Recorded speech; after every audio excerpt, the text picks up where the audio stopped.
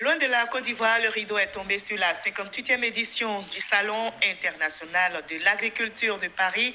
Malgré la crise sanitaire, le pari a été tenu notamment pour la Côte d'Ivoire présente à ce salon. Le ministère d'État, ministère de l'Agriculture et du Développement rural a noué plusieurs partenariats et annonce des investissements dans le secteur agricole. Jacques Koné est notre envoyé spécial.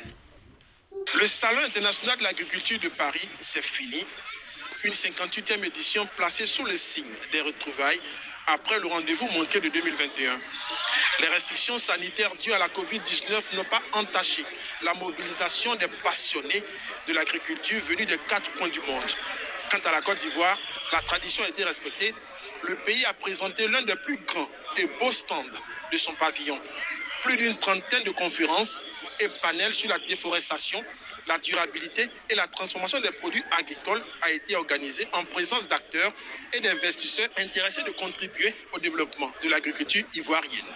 Vu les informations qui nous parviennent et au regard de ce qui nous entoure, nous disons que nous avons fait un grand salon avec des stands appropriés et où des produits made in Côte d'Ivoire ont été exposés et nous en sommes vraiment fiers de savoir que la Côte d'Ivoire a été dignement représentée.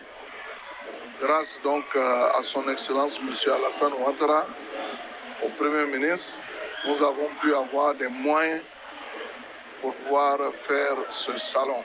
L'objectif aujourd'hui, c'est de faire en sorte que nous ayons une économie structurelle basée sur la notion de transformation, sur la notion de conservation.